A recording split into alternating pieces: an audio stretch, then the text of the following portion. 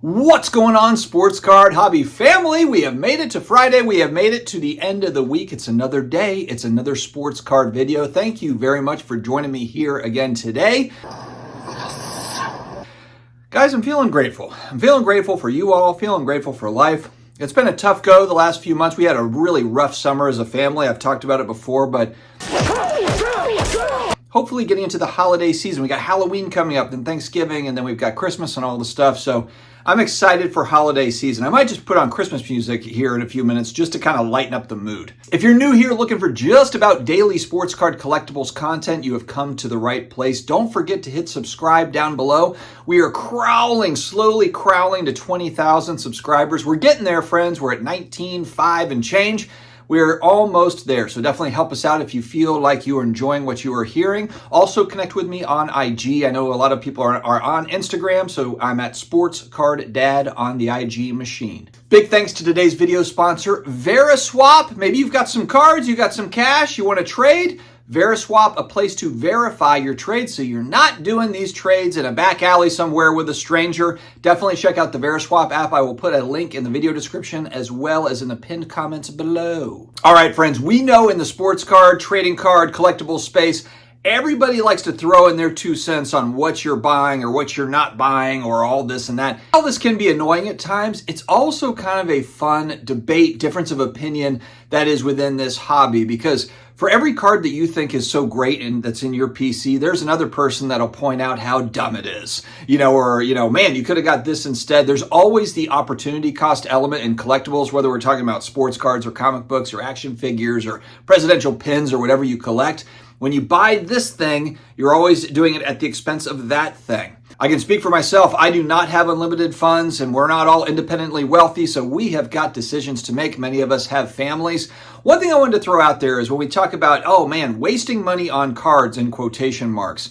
But I think I was just thinking about this earlier today. What do we spend on entertainment? When you think about entertainment, especially if you have a family, how much does it cost you to take your family of 4 to the movie theater to watch a movie for 90 minutes, 2 hours?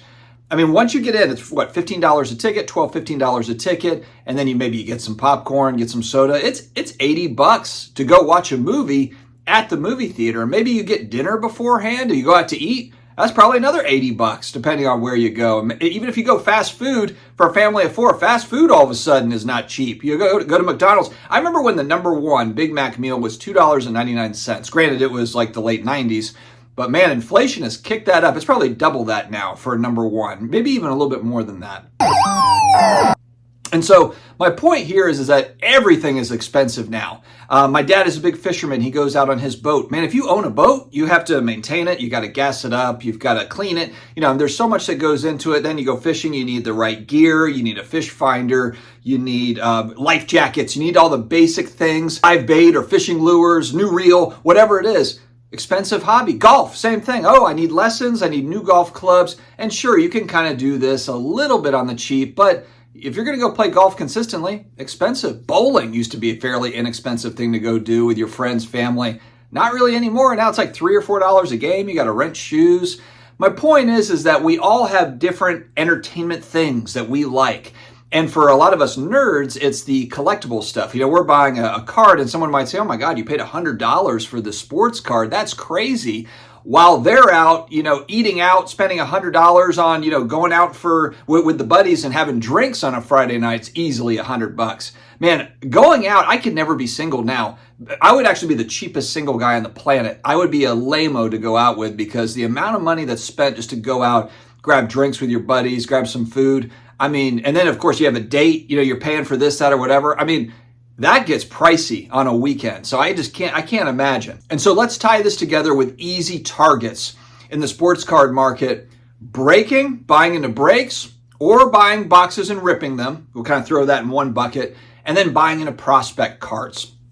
So these are always the easy target. It's always, hey, don't buy prospects, buy established Hall of Famers, buy the GOATs, this, that, whatever. And depending on what your game plan is, it could vary, how and why you're doing these things. But it could just mean that buying prospect cards, that's just a fun kind of a daily fantasy football thing that people are doing as their form of entertainment. Maybe they don't play golf. Maybe they don't go fishing. Maybe they don't do bowling or whatever the hobby is. Hobbies are expensive. a lot of the stuff we do outside of work in our daily life, it adds up. Everything's expensive nowadays. It feels like everything's inflated, you know? So the idea like, oh man, someone might think $100 is crazy to spend on a card. Whereas I might think you're taking your family to the movie theater every Friday night. That's what, 80 bucks, 80, 90 bucks, or you're going out to eat 3 nights a week.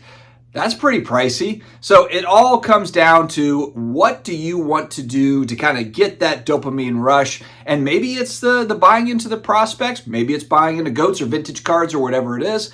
Maybe it's buying into a break. And this is something for me, I don't really get much of any enjoyment watching kind of these hours long breaks. Like when it's like National Treasures is out tonight. Not even just buying into the break, but also just watching it. I just don't care. But a lot of people will dive into those live streams. They want to watch and see like, oh my gosh, you know, there's a logo man that just got pulled out of the new Flawless product. And I totally get it. That's not a judgment on those people. That's their entertainment, whether they're buying into that break or they're just watching it online. They want to see what is the big hit that comes out. And then there's also equally as many people, I think, that are looking to see how badly the person that bought the box or whatever gets smoked on the break. You know, oh, this is a $5,000 box and we got $500 of value out of it or whatever. I think that's equal there. Some people want to see the big hit. Some people want to see the big fail, and they love seeing the fail. So sadly, that's just kind of the way that the world works. And even though I've been critical of breaks, and really it's just the new product over the last few years and the price of new product, and then the price of the break spots goes up based on that, and then the value you get in return, a lot of times like those numbers don't add up.